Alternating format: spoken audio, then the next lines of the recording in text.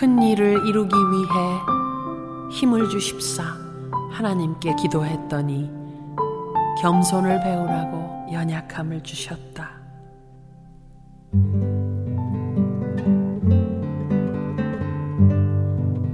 많은 일을 해낼 수 있는 건강을 구했는데 보다 가치 있는 일 하라고 병을 주셨다. 행복해지고 싶어 부유함을 구했더니 지혜로워지라고 가난을 주셨다.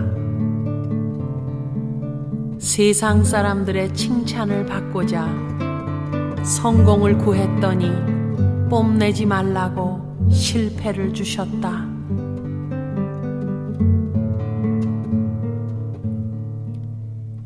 삶을 누릴 수 있게 모든 걸 갖게 해달라고 기도했더니 모든 걸 누릴 수 있는 삶 그 자체를 선물로 주셨다. 구한 것 하나도 주시지 않았지만 내 소원 모두 들어주셨다. 하나님의 뜻을 따르지 못하는 삶이었지만 내 마음속에 진지하게 표현 못한 기도는 모두 들어주셨다. 나는 가장 많은 축복을 받은 사람이다.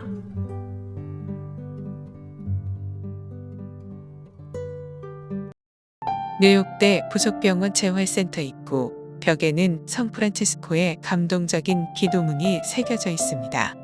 이 기도문은 미국 남북전쟁 때 어느 무명용사의 주머니에서 발견된 것으로 전해졌습니다.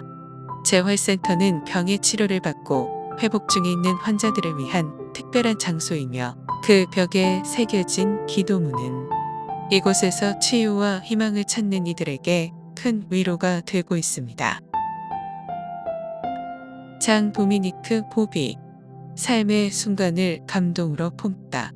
잡지 엘리의 편집장이었던 장 도미니크 보비는 1995년 12월 갑작스럽게 뇌졸중으로 쓰러졌습니다.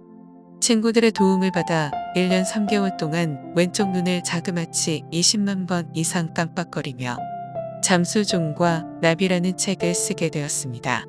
1995년 12월 8일 승용차 운전 중 갑자기 뇌출혈로 쓰러져 락트인 증후군이라고 불리는 전신의 신체적 자유를 잃은 상태에 빠지게 되었다. 병상에서 유일하게 움직일 수 있었던 왼쪽 눈의 깜빡임만으로 잠수종과 나비를 집필하였다. 이 책이 1997년 3월 7일 프랑스에서 간행된 2일 후인 3월 9일에 영양실조 등으로 44세를 일기로 사망하였다. 이 책에서 그는 쓰러지면서 느낀 감정을 다음과 같이 표현했습니다. 고이다 못해 흘러내리는 침을 삼킬 수만 있다면 세상에서 가장 행복한 사람일 것이다. 이러한 말은 우리가 당연시하는 순간들이 얼마나 소중하며 감사해져야 하는지를 생각해 합니다.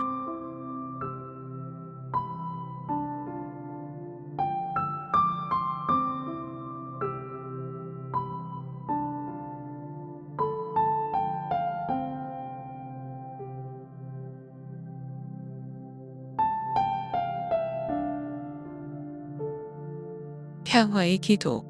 아시시의 성프란치스코의 기도문. 주님, 저를 당신의 도구로써 주소서.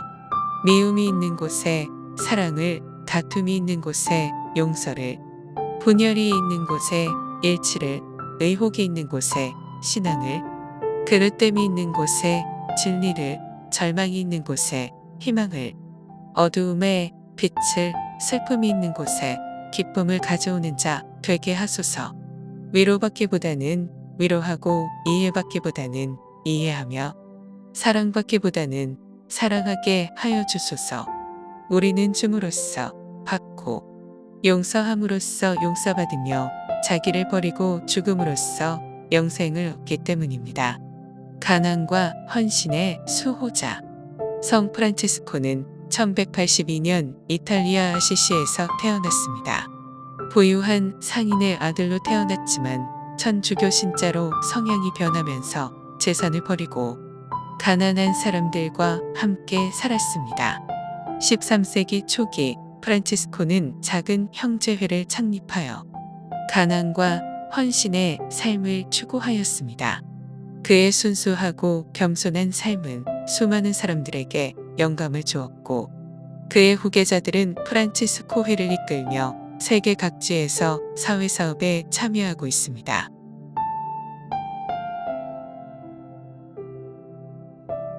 어느 날 저녁 프란치스코의 문을 두드리는 사람이 나타났습니다. 그가 나가보았더니 한 험상궂은 마병 환자가 서 있었습니다. 그는 몹시 추우니 잠시 방에서 몸을 녹이면 안 되겠느냐고 간청하였습니다. 프란치스코는 그의 손을 잡고 방으로 안내해 주었습니다. 그러자 그 환자는 다시 저녁을 함께 먹도록 해달라는 것이었습니다. 두 사람은 같은 식탁에서 함께 저녁을 먹었습니다. 밤이 깊어지자 그 환자는 다시 부탁하기를 자기가 너무 추우니 프란치스코에게 알몸으로 자기를 녹여달라고 하였습니다. 프란치스코는 입었던 옷을 모두 벗고 자신의 체온으로 그 나병 환자를 녹여주었습니다. 이튿날 아침 프란치스코가 일어나 보니 그 환자는 온데간데 없었습니다. 뿐만 아니라 왔다 간 흔적조차 없었습니다. 프란치스코는 곧 모든 것을 깨닫고는 자신과 같이 비천한 사람을 찾아와 주셨던 하나님께 감사 기도를 올렸습니다. 이 기도가 바로 유명한 성 프란치스코의 평화의 기도문이라고 합니다. 성 프란치스코는 가톨릭 역사를 통틀어 신자들에게 가장 사랑받는 성자 중 한 명으로 꼽힙니다.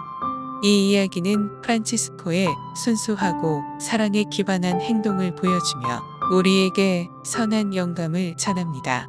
이렇듯 뉴욕대 부속병원의 기도문과 함께 성 프란치스코, 장 도미니크 보비의 이야기들은 우리에게 사랑과 이해, 희망과 헌신의 가치를 깨닫게 합니다. 이러한 감동적인 이야기들은 우리의 삶에 작은 변화를 일으켜 삶을 더 의미 있게 만들어 줄 것입니다.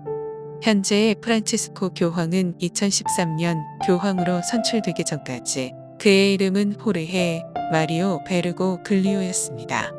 교황에 선출되고 나서 교황 이름으로 프란체스코를 선택했는데요. 이는 13세기 수도사 성 프란치스코를 본받아 살겠다는 뜻이었답니다.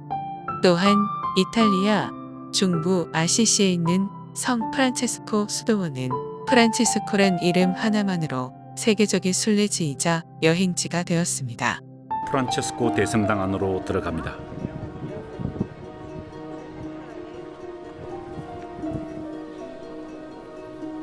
성당 안에 들어서자 엄숙한 분위기에 절로 숙연해집니다.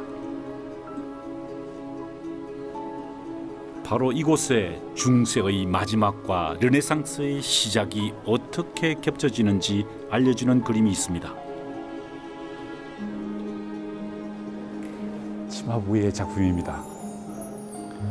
성 프란체스코 대성당에서 가장 중요한 작품 중에 하나죠.